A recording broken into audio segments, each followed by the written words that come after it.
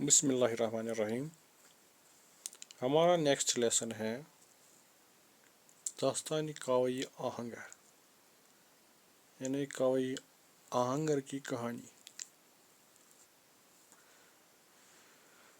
इसका जो पहला हिस्सा है वो आज हम पढ़ेंगे। ईरान यानी कदीम अज पेदरान खुद दास्तान हाई नकल में करता। ईरान के कदीम लोग जो हैं वो अपने वालिदैनों से कहानियाँ नकल करते थे, यानी अपने बच्चों को अपने वालिदैन कहानियाँ बताते थे अपने बुज़ुर्गों की।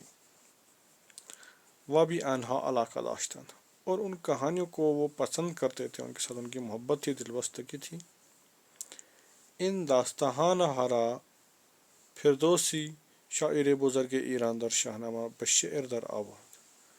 फिरदौसी ने इन कहानियों को अपनी किताब में, जिसका नाम शाहनामा है, अपनी इस किताब में उनको जमा किया है। ये फिरदौसी जो है ईरान का एक बड़ा शायर है कि तारीख़ दास्तानी ईरान अस्त। ये जो शाहनामा है, अब जो इसकी किताब बनी है, ये ईरान की दास्तानों की कहानी है, तारीख़ी दास्तानों की। दास्तानी कावई आहंगार यानी कावई आहंगर की कहानी जो है किधर इंजामी खानीम, जिसको हम यहाँ पढ़ेंगे, आजिन दास्तान हास्त, इसी शाहनामा की कहानियों में से एक कहानी है। कहानी यहाँ से शुरू होती है। जमशीद बादशाही ये बुजुर्ग व थवाना بود। जमशीद एक बड़ा बादशाह था, एक ताकतवर बादशाह था। दर रोज़गारे ओ, उसके ज़माने में मर्दमान आसूदे बुदन, लोग बड़े आसूदा हाल थे। वह जहान चुन बाग आरास्ता शुदे بود, और दुनिया जो है उसकी दुनिया एक बाग की तरह आरास्ता हो चुका था, सजा हुआ था, यानी सज धज के उसके ज़माने में दुनिया बन चुकी थी उसकी आसाइशों की वजह से। दर अवाखिर पादशाही जमशीद بود की ज़हाक ताज़ी बेदुनिया आमद। जमशीद बादशाह के दौर का आखिरी ज़माना था कि ज़हाक नामी एक बच्चा जो है दुनिया में आया, एक बच्चा पैदा हुआ। ज़हाक फर्जंद अमीर आदिल बेनामे मुर्दास بود। ज़हाक एक आदिल अमीर का बेटा था जिसका नाम मुर्दास था। अहरीमान के दर जहां जुज फितना व अशुभकारी नादाश्त। अहरीमान उस ज़माने में या पुराने लिटरेचर में शैतान को कहते हैं। शैतान मुख्तलिफ सूरतों में दुनिया में आता है और फितना व अशुभ बर्पा करना चाहता है, लड़ाई झगड़े, ज़मीन पर फसादात, और शैतान का काम यही है।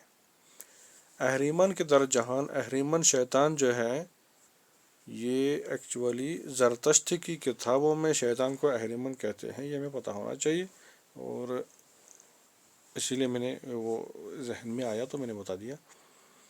जिसको दुनिया में फितना और आशोभकारी नादाश्त, जिसको दुनिया में सिर्फ फितने, झगड़ा पैदा करने और फसाद पैदा करने के सिवा दुनिया में कोई काम नहीं था।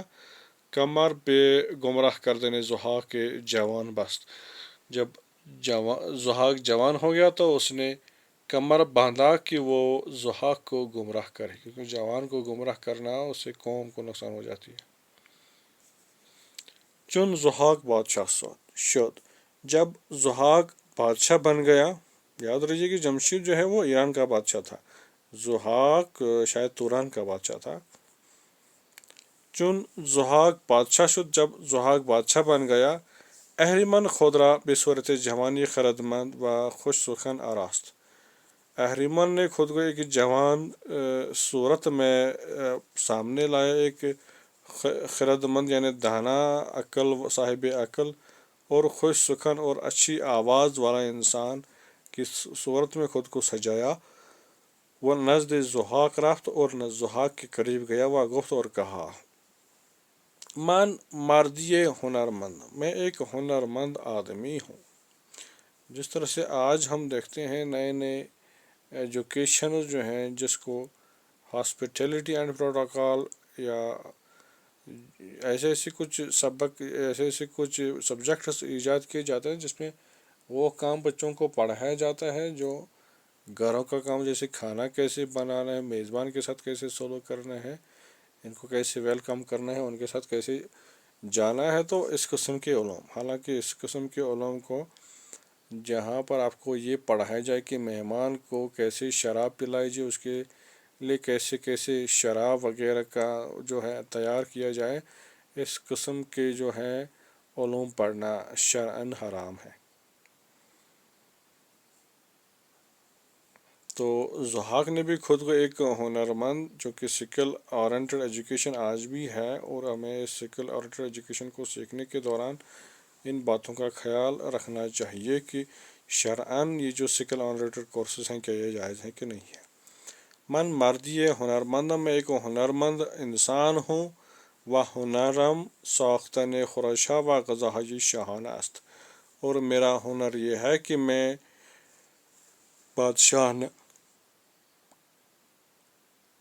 بادشاہانہ غذا اور ان کے کھانے کی چیزیں جو ہیں وہ بناتا ہوں۔ ضحاک ساختن غذا و آراستن سفرہ را به او واگذار کرد۔ ضحاک کو بھی اس کی بات اچھی لگی اور اس نے کیا کیا، اس نے غذا بنانے کا کام اور آراستن سفرہ یعنی دسترخوان سجانے کا کام بے او واگذار کرد، اس کے لیے چھوڑ دیا، یعنی اس کو یہ کام سونپ دیا۔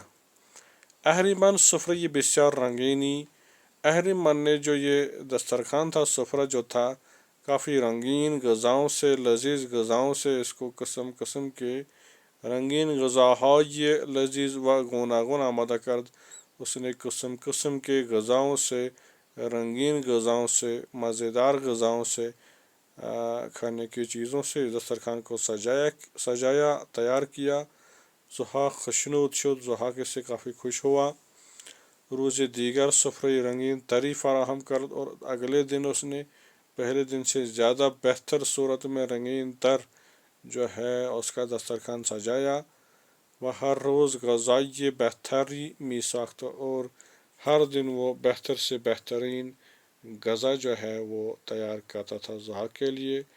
واضح رہے کہ کسی بھی بادشاہ کو جب اچھے اچھے غذائیاں دی جاتی ہیں تو اس کی طبیعت بھی ایسی ہی بن جاتی ہے، بعد میں وہ مفلس اور غریبوں کی جو وہ مختصر سی روٹی جو ان کا پیٹ بھی اچھے سے نہیں بھر پاتی ہے، وہ چیزیں نہیں بھول پاتا ہے، کیونکہ اس کی پیٹ جو ہے اچھے اچھے کھانوں سے بھر جاتی ہے، اور وہ اس چیز کو بعد میں درک نہیں کر سکتا، سمجھ نہیں سکتا، وہ لوگوں کی اچھی خدمت نہیں کر سکتا ہے۔ اس لیے اس بات کو حکمتاً بادشاہوں کو ذہن میں رکھنا چاہیے۔ روز چہارم، چوتھے دن، ضحاک شکم پرور چنان شاد شد۔ شکم پرور ضحاک جو ہے اس قدر خوش ہوا کہ رو پہ جوان کرد، اس نے اس جوان کی طرف منہ کر کے کہا۔ کیا کہا؟ یعنی جس طرح سے بادشاہ کوئی خوش ہو جاتا ہے اپنے کسی نوکر سے روز روز کو اچھے اچھے کھانے پکوان بنا کے دے، پھر اس کو خوش کرنے کے لیے اس سے کہتا کہ بتاؤ تمہیں کیا چاہیے۔ ہرچ آزوداری از من بخواہ، اس نے بھی یہی کہا، بتاؤ تمہاری کیا تمنا ہے، مجھ سے تلاش کرو، مجھ سے مانگو، میں تمہیں وہ چیز دوں گا جو تم چاہو گے۔ اہریمن کی در دنبال چنین فرصتی بود، اہریمن جو ہے، شیطان جو ہے، یہ اسی موقع کی تلاش میں تھا۔ در دنبال چنین فرصتی بود یعنی اسی موقع کی تلاش میں تھا۔ وگفت اور کہا، شاہا دل من از مہر تو لبریز است، میرا دل تمہاری محبت سے لبریز ہے، یعنی میں کافی خوش ہوں آپ سے، آپ کی مہربانی سے، آپ کی بادشاہت سے، یعنی وہ میٹھی زبان والا بھی بن چکا تھا۔ وہ جو شادی تو چیزی نمی خواہاں، میں تمہیں سوائے خوش کرنے کے کچھ نہیں چاہتا ہوں، یعنی میرا کام صرف تمہیں خوش کرنا ہے اور مجھے کچھ نہیں چاہیے۔ حالانکہ دنیا میں کوئی ایسا آدمی نہیں ہے، کوئی انسان نہیں ہے جس کے مقصد نہیں ہوتے ہیں پیچھے۔ تنہا ایک آرزو دارم، صرف مجھے ایک تمنا ہے، وَأَنْ ان کی وہ یہ کہ اجازت دی ہی کہ تم مجھے اجازت دو گے، دو قطف تورا از راہ بندگی بھی بوسا، میں تمہارے دو قطف کو، قطف کندھوں کو کہتے ہیں، از راہ بندگی میں ان کو بوسہ دوں، ان کو چوموں، یعنی میں چاہتا ہوں کہ ان کو بندگی کی خاطر میں تمہارے کندھوں کو چوم لوں۔ ضحاک اجازت داد، ضحاک نے اجازت دے دی۔ اہریمن لب بر دو قطف شاہ گذاشت، اہریمن نے اپنے دو ہونٹوں کو بادشاہ کے دو کندھوں پر رکھا، و ناگاہ از روی زمین ناپدید شد، اور اچانک زمین کی سطح سے وہ غائب ہو گیا ہے، یعنی زمین سے غائب ہو گیا ہے۔ بر جائے لبان اہریمن، اہریمن کے دو ہونٹوں کی جگہ، یعنی جہاں پر اس نے ایک کندھے پر وہ اپنے ہونٹ رکھے تھے، دو ہونٹ رکھے تھے ایک کندھے پر ایک سائڈ میں، اور پھر اس کے بعد دو دوسرے کندھے پر۔ برد قطف ضحاک دو مار سیاہ روید، ان دو جگہوں سے جہاں سے اس نے اپنے ہونٹ رکھے تھے، دو کالے سیاہ جو ہیں سانپ پیدا ہو گئے ہیں۔ مارہرا ازبن بریدن، جب یہ سانپ نکلتے گئے تو ان کو تلواروں سے کاٹ دیا گیا کندھوں سے۔ اما لیکن فوراً بھی جائے انحس، فوراً ان کی جگہوں پر دو مارے دیگر روید، دو نئے سانپ جو ہیں پیدا ہو گئے۔ ضحاک پریشان شد، ضحاک اس وجہ سے پریشان ہو گیا، وہ درپیش چارہ افتاد، اور اس کی چارہ جوئی تلاش کرنے لگا کہ اس کا کیا حل ہے، یہ کیسے یہ مسئلہ حل ہو۔ یعنی جب کوئی پھنستا ہے تو اپنے کھانا بنوانے کے ہاتھوں سے پھنستا ہے، اور پھر اس طرح سے پریشانی میں پڑ جاتا ہے کہ اس کو اس چیز کا اندازہ نہیں ہوتا ہے۔ میں آپ کو ایک مثال دے دوں، جموں کشمیر سرکار میں محبوبہ مفتی سے پہلے جب مفتی محمد سعید حکومت کرتے تھے، اس زمانے میں بی جے پی کے ساتھ اس نے وہ ایگریمنٹ کیا تھا کہ ہم ایک ساتھ حکومت کریں۔ کامن منیمم پروگرام بھی انہوں نے بنایا تھا کہ ان اصولوں پر کام کریں گے، لیکن بی جے پی جو خصلتاً ایک ایسی پارٹی رہی ہے جو اپنے دھرم کو، اپنے ریلیجن کو پالیٹکس میں لانا چاہتی تھی، انہوں نے اپنی کوششوں سے ایک وکیل کو اس کو ہائی کورٹ کے مادھیم سے ایک آرڈر پاس کروایا کہ گوشت پر پابندی ہو، اور ایک آرڈر اس طرح سے جموں ہائی کورٹ سے آیا، اس پر جو ہے کافی یہاں انتشار پیدا ہوا۔ پھر وہاں جو اسٹینڈنگ کونسل تھا اس کو پھر نکال دیا گیا جموں سے، اور اس کو ہائی کورٹ میں اس کیس کو لیا گیا تاکہ یہ شورش ختم ہو، اور اس کو اس آرڈر پر سٹے لایا گیا۔ تب سے آج تک فی الحال وہ آرڈر نہیں آیا ہے، لیکن یہ ہے کہ جب آپ ایسے کسی آدمی سے دوستی کریں جو آپ کے ہم خیال نہ ہوں، اور جس سے آپ کے خیالات نہیں ملتے، جو تو بھلے ہی وہ منہ میاں مٹھو کیوں نہ بنے، اچھی باتیں کرنے والا کیوں نہ بنے، لیکن جب آئیڈیالوجی ڈفرینٹ ہو تو آپ کو نقصان پہنچانے میں کوئی دیری نہیں کر سکتا۔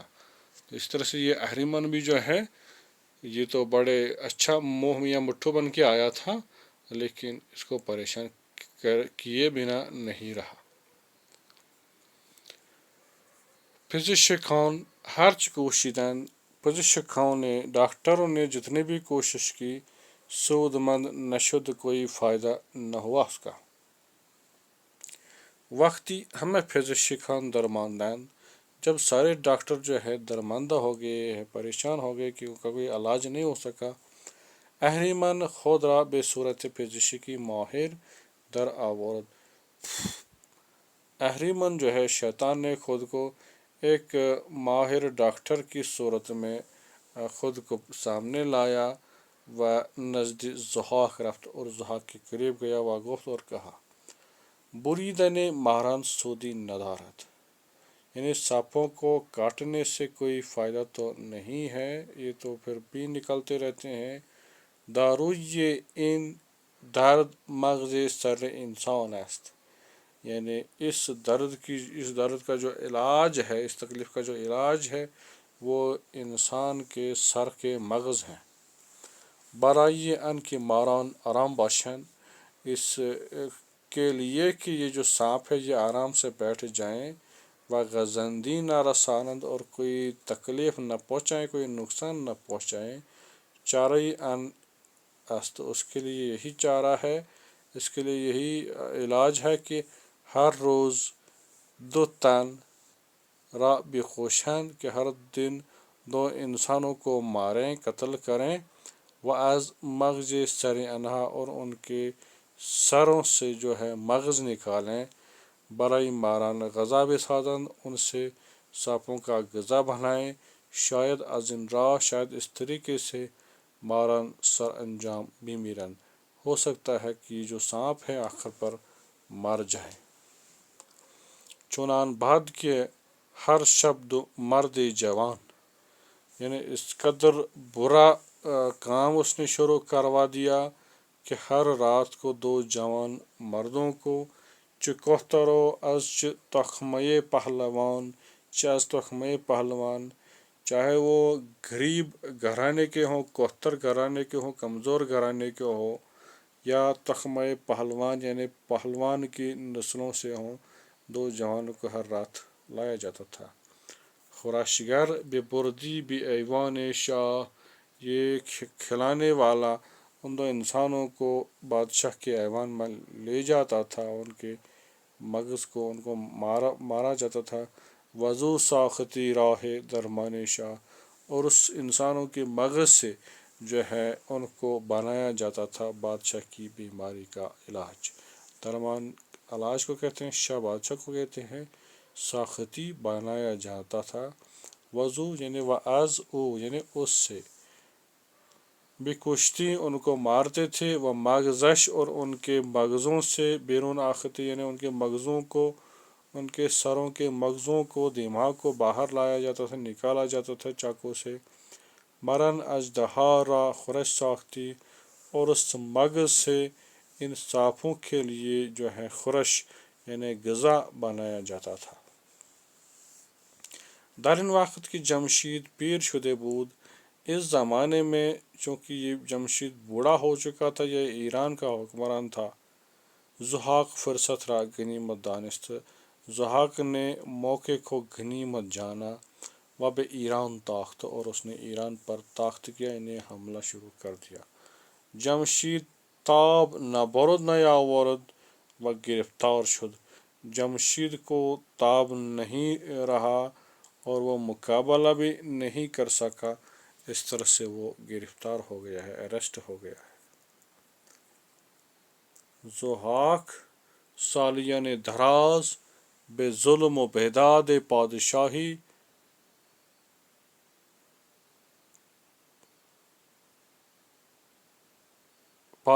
غیر، ضحاک جو ہے کئی سالوں تک، لمبے سالوں تک ظلم اور بیداد کے ساتھ، ظلم اور بے دردی کے ساتھ حکومت کرتا رہا، و گروہ بسیاری از مردم بے گناہ اور بے گناہ انسانوں میں کا ایک بڑا طبقہ جو ہے برائے خوراک مران ان کو سانپوں کا غذا بنانے کے لیے بھی کشتن داد، اس نے قتل کروا دیا، ان کو مروا دیا۔ کینہ او در دلہا نشست، اس کا جو کینہ ہے لوگوں کے دلوں میں بیٹھ گیا، و خشم میں مردم بالا گرفت اور لوگوں کا جو غصہ ہے وہ بڑھتا ہی گیا۔ یک شب کی ضحاک در کاخ شاہی خفتے بود، ایک رات جب کہ ضحاک اس وقت اپنے محل میں سویا ہوا تھا، خواب آشفتہ دید، اس نے ایک برا خواب دیکھا۔ خواب گزاران را بھی بارگاہ خواست، اس نے خواب کا مطلب بتانے والوں کو اپنی بارگاہ میں بلایا، و خواب خود را باز گفت اور ان کو اپنا خواب بتا دیا۔ یکی از خواب گزاران گفت، ایک خواب گزار نے کہا، خواب کا مطلب بتانے والے نے کہا، شاہا اے بادشاہ، من یہ خواب این است، تمہارے خواب کا مطلب یہ ہے کہ روزگار تو بھی آخر رسید، کہ تمہارا زمانہ جو ہے اپنے اختتام کو پہنچ چکا ہے، و دیگری بھی جائے تو بر تخت شاہی خواہد نشست، اور دوسرا کوئی آدمی آ رہا ہے جو تمہارے تخت پر بیٹھے گا۔ فریدون نامی در جستجوی تاج و تخت شاہی بھر می آید۔ اس شخص کا نام فریدون ہے جو تمہارے تاج اور تخت اور بادشاہی کے لیے آ رہا ہے، اس کی جستجو میں نکل رہا ہے۔ و ترا از پائے دھرمی آوارت، اور تجھے جڑ سے وہ اکھاڑ دے گا، یعنی تمہارے سلطنت کو ختم کر دے گا۔ و در بند می کشد، اور تجھے زنجیروں میں پکڑ لے گا۔ از شنیدن ان سخنان، ان باتوں کو سننے سے ضحاک بے ہوش شد، ضحاک بے ہوش ہو گیا۔